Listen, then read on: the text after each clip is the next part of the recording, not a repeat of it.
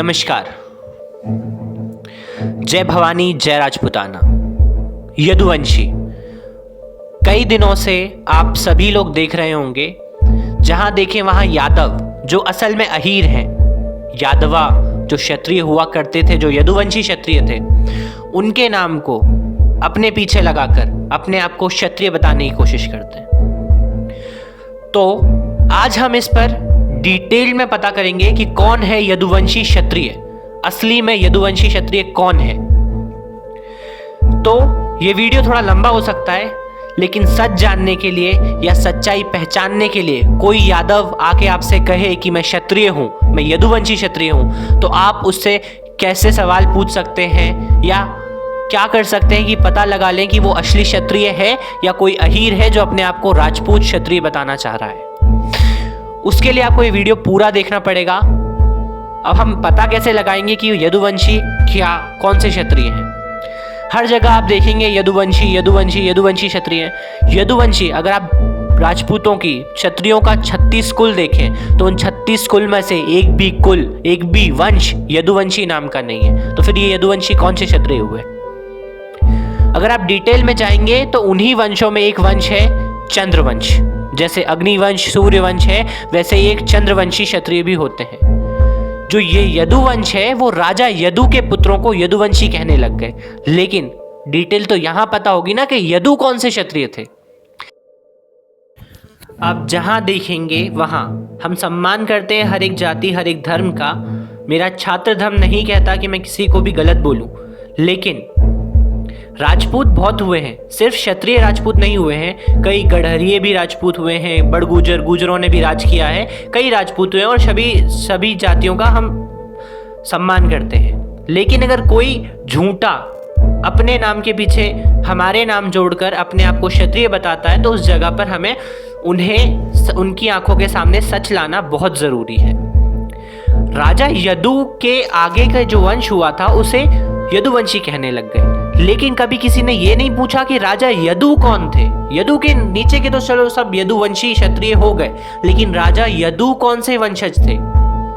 मैं हवा में बातें नहीं करूंगा। महाभारत और कई पुराणों का एक निचोड़ निकाल कर उस पर मैं अगर सिर्फ डिटेल में आपको वो बताने गया ना कि ये कुल इनसे ये हुए, तो आपको सुनने में काफी समय लगेगा। और मैं बताना चाहता हूं क्योंकि आप सुने और आप जाने कि हर कोई आपको बोल देता है श्री कृष्ण ग्वाले थे। ग्वाले अहीर होते हैं जिनका पुरातन काम कृषि करना, ग्वाल भेड़ मवेशी पालना होता है, तो वो अहीर होते हैं। और जो श्री कृष्ण थे, जी हाँ, वो ग्वालों में पले थे। कोई तो ये तो यहाँ तक कह देता है कि नंद बाबा और वसुदेव भाई थे, जबकि वसुदेव की एक लौती बहन थी जो थी कुंती, जो पांडवों की मां थी, और वो एक लौते भाई थे उनका कोई सगा दूसरा भाई नहीं था। हाँ, नंद बाबा उनके मित्र अवश्य थे और उनकी मित्रता निभाते हुए ही उन्होंने श्री कृष्ण को उनके पास छोड़ा था। उनका पालन पोषण वहां हुआ था। और ऐसे और कई ग्रंथों में पूरी डिटेल में दिया गया है कि माता ने वरदान मांगा था, यशोदा मैया ने वरदान मांगा था कि उनके पास रहें, तो वो 12 वर्ष के लिए उनके पास रहने आए थे। लेकिन इसका ये मतलब नहीं होता है कि श्री कृष्ण के जन्म सिद्धांत को बदलकर आप बता दें कि वो अहीर थे। जी हाँ, वो यदुवंशी थे, बल्कि मैं यूं कहूं कि वो चंद्रवंशी थे। जो आज की आप सरनेम जानते हैं, कई यदुवंशी मथुरा में मिलेंगे आपको जो क्षत्रिय होंगे, जो यदुवंशी सरनेम आज की डेट में भी लगाते हैं। साथ ही में जो इनकी क्लेन से निकले हुए हैं, जो यादवों ने इनका सरनेम ले लिया, कई ऐसे क्षत्रिय हैं अभी भारत में जिन्होंने अपने सरनेम बदल लिए हैं समय के हिसाब से, क्योंकि कई जो दूसरी जाति होती है, खंगार या फिर नाई, जो बड़े बड़े सरनेम, बड़े बड़े उपनाम को अपने पीछे लगा लेते हैं। आप कहीं भी देख लीजिए, परिहार, आजकल ठाकुर तो फैशन हो गया है, राजपूत तो फैशन हो गया है, लेकिन जब आरक्षण मांगने की बात आती है तो लाइन में भीख मांगते हुए आते हैं, हाथ फैलाते हुए, नहीं नहीं नहीं, हम ठाकुर नहीं है, हम क्षत्रिय नहीं है, हम तो ये हैं, हम तो वो हैं। अब मैं किसी का कुछ बोलूं क्यों? उनकी हरकतें बता देती हैं वो कौन सी जात से। छात्र धर्म कभी नहीं कहता कि हम किसी का अपमान करें। तो चलिए मैं आपको बताता हूं कि राजा यदु कैसे चंद्रवंशी थे, कैसे उनकी क्लेन चंद्रवंशी तक पहुंची। उनकी पूरी डिटेल ध्यान से सुनिए, मैं पढ़ के बोलने वाला हूं, कुछ गलती हो तो मैं आपकी माफी चाहता हूं, लेकिन ये महाभारत और पुराणों का निचोड़ है, तो आप देख सकते हैं कि चंद्रवंश की उत्पत्ति कैसे हुई और कैसे ये राजा यदु तक जुड़ी। जानिए चंद्रवंश अथवा यदुवंश को। अत्रि ने ब्रह्मा पुत्र करदम की पुत्री अनसुईया से विवाह किया था। अनसुईया की माता का नाम देवहूति था। अत्रि को अनसुईया से एक पुत्र जन्मा जिसका नाम दत्तात्रेय था। अत्रि दंपति की तपस्या और त्रिदेवों की प्रसन्नता के फलस्वरूप विष्णु के अंश से महायोगी दत्तात्रेय, ब्रह्मा के अंश से चंद्रमा तथा शंकर के अंश से महामुनि दुर्वासा, महर्षि अत्रि एवं देवी अनसुईया के पुत्र रूप में आविर्भूत हुए। इनके ब्रह्मावादिनी नाम की एक कन्या भी थी। अत्रि पुत्र चंद्रमा ने बृहस्पति की पत्नी तारा से विवाह किया, जिससे उसे बुध नाम का पुत्र उत्पन्न हुआ, जो बाद में क्षत्रियों के चंद्रवंश का प्रवर्तक हुआ। इस वंश के राजा खुद को चंद्रवंशी कहते थे। चूंकि चंद्र अत्रि ऋषि की संतान थे, इसलिए आत्रेय भी चंद्रवंशी ही हुए। ब्राह्मणों में एक उपनाम होता है आत्रेय, अर्थात अत्रि से संबंधित या अत्रि की संतान। चंद्रवंश के प्रथम राजा का नाम भी सोम माना जाता है, जिसका प्रयाग पर शासन था। अति से चंद्रमा, चंद्रमा से बुध, बुध से पुररवा से आयु, आयु से नहुष, नहुष से यति, ययाति, संयाति, अयाति, व्ययाति और कृति नामक 6 महाबल विक्रमशाली पुत्र हुए। नहुष के बड़े पुत्र यति थे जो सन्यासी हो गए, इसलिए उनके दूसरे पुत्र ययाति राजा हुए। ययाति के पुत्रों से ही समस्त वंश चले। ययाति के 5 पुत्र थे। देवयानी से यदु और तुर्वसु तथा शमिष्ठा से दुर्भा, अनु एवं पुरु हुए।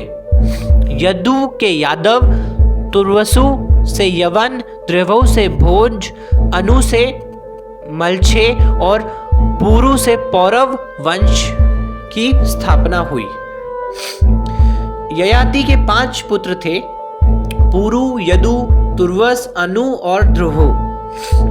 ययाति के बाद इन 5 ने संपूर्ण धरती पर राज किया और अपने कुल का दूर दूर तक विस्तार किया।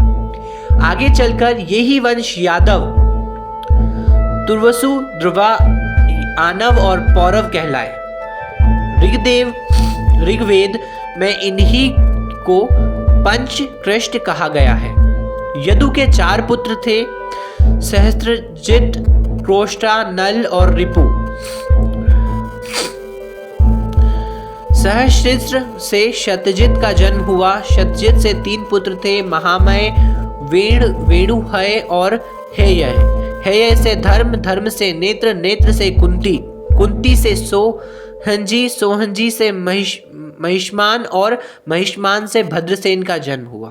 भद्रसेन के 2 पुत्र थे, दुर्मद और धनक। धनक के 4 पुत्र हुए, कृतिवर्य, कृताग्नि, कृतिवर्मा व कृतोजा। कृतिवीर्य का पुत्र अर्जुन था। अर्जुन ख्याति प्राप्त एक क्षत्र सम्राट था। वह 7 द्वीप का एक क्षत्र सम्राट था। उसे कार्तवीर्य अर्जुन और सहस्त्रबाहु अर्जुन कहते थे। सहस्त्रबाहु अर्जुन के हजारों पुत्रों में से केवल 5 ही जीवित रहे। शेष सब परशुराम जी की क्रोधाग्नि में भस्म हो गए। बचे हुए पुत्रों के नाम थे जयध्वज, सुरसेन, वृषभ, मधु और ऊर्जित। जयध्वज के पुत्र का नाम तालझंग। तालझंग के 100 पुत्र हुए। वे तालझंग नामक क्षत्रिय कहलाए। महर्षि औरव की शक्ति से राजा सगर ने उनका संहार कर डाला। उन 100 पुत्रों में सबसे बड़ा था वितिहोत्र। वितिहोत्र का पुत्र मधु हुआ। मधु के 100 पुत्र थे। उनमें सबसे बड़ा था वृष्टि, छोटा परीक्षित। इन्हीं मधु, वृष्टि और यदु के कारण वह वंश माधव, वाष्णेय और यादव के नाम से प्रसिद्ध हुआ। यदुनंदन क्रोष्ट के पुत्र का नाम था वृजनवान। वृजनवान का पुत्र श्राही का ऋषेक का चरित्र के पुत्र का नाम था शशिबिंदु चक्रवर्ती और युद्ध में अजय था। शशिबिंदु के 10,000 पत्नियां थी, उनमें से एक एक को लाख संतान हुई थी। इस प्रकार उसके 100 करोड़ 1 अरब संतानें उत्पन्न हुई। उनमें पृथ्वीश्रवा आदि 6 पुत्र प्रधान थे। पृथ्वीश्रवा के पुत्र का नाम था धर्म का पुत्र उष्णा का पुत्र हुआ रुचक के 5 पुत्र हुए। उनके नाम थे पुरुचित, रुकमेशु, पृथु और ज्यामघ से विदर्भ का जन्म हुआ। सहस्त्रबाहु अर्जुन के 5 पुत्रों में से उतक वंश जयध्वज और मथक के थे। शूरसेन, वृषभ और उर्जित को भी वंश आगे चले। शूरसेन की पीढ़ी में ही वसुदेव और कुंती का जन्म हुआ। कुंती तो पांडव की पत्नी बनी, जबकि वसुदेव से श्री कृष्ण का जन्म हुआ। कृष्ण से पदुन्नति का और पदुन्न और से अनिरुद्ध का जन्म हुआ।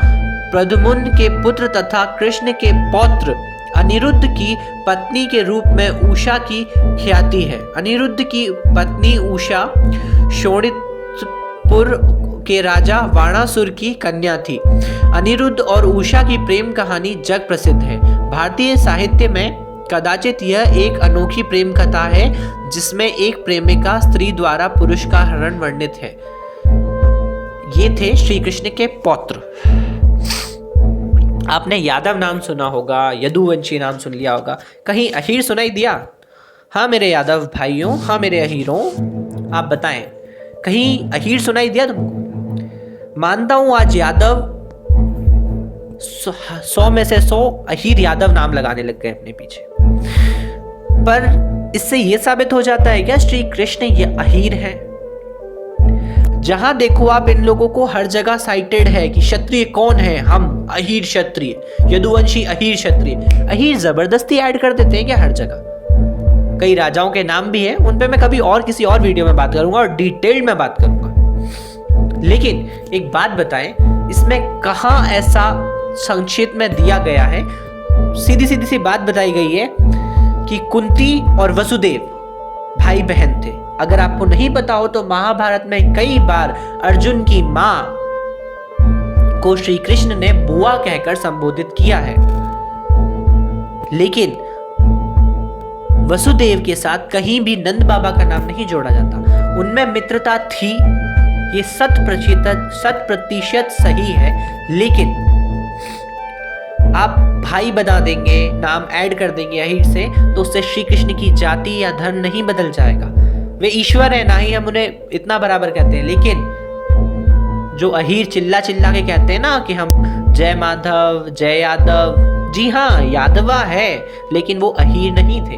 और जो आज की डेट में यादव है वो सारे अहीर हैं। जो क्षत्रिय हैं वो यदुवंशी लगाते हैं या तो जादौन क्लेन से हैं। जितने भी जादौन हैं वो श्री कृष्ण की क्लेन से हैं, वो क्षत्रिय हैं, अहीर या यादव नहीं, राजपूत, ठाकुर, क्षत्रिय। अगर आपको मेरी बात पे यकीन नहीं हो तो आप महाभारत को खोल कर देख सकते हैं। बड़े ग्रंथों का दावा किया जाता था, तो इस ग्रंथों की डिटेल लेने में मेरे को काफी टाइम लगा। इनसे सब बहुत बड़ी कहानियां जुड़ती हैं इस पूरी राम कथा से जो मैंने आपको सुनाई है। लेकिन इससे यह साबित हो जाता है कि अहीर कहीं पर भी नहीं थे, जो अपने आप को श्री कृष्ण के वंशज बताते हैं और कहते हैं कि श्री कृष्ण अहीर थे और उनका जन्म यहाँ हुआ है। श्री कृष्ण यादवा थे, वो यदुवंशी थे जो चंद्रवंशी क्षत्रिय हैं, ना कि कोई यादव जो आज की डेट में अहीर हैं, जो अपने नाम के आगे यदुवंशी ऐड करने की कोशिश करते हैं। सो जय श्री कृष्ण। किसी की भावनाओं को ठेस पहचाना नहीं, लेकिन झूठ को सच बताने से झूठ सच नहीं हो जाता। इस वीडियो से मैं ये बताना चाहता था। तो आप सभी लोगों का बहुत बहुत धन्यवाद। सभी क्षत्रिय, सभी राजपूत भाइयों से मेरा विनम्र निवेदन है, इस वीडियो को इतना शेयर करें, जरूर अपने यादव भाइयों के पास भी भेजिए जो हर जगह वीडियोस बनाकर अपना बड़ा गुस्सा दिखाकर अपने आप को चिल्ला कर ये दिखाना चाहते हैं कि वो क्षत्रिय है। सिर्फ आवाज निकालने से या कह देने से वो क्षत्रिय नहीं बन जाता। शास्त्र धर्म पता होना चाहिए। जय भवानी, जय राजपूताना। वीडियो अच्छी लगी हो तो ऐसी और जानकारियों के लिए और असली क्षत्रियों की पहचान के साथ रहने के लिए इस क्षत्रिय संगठन YouTube चैनल को लाइक करें, शेयर करें और सब्सक्राइब करें। सभी राजपूत भाइयों के पास ये वीडियो जानी चाहिए। मेरा आप लोगों से विनम्र निवेदन है। जय मां भवानी, जय राजपूताना।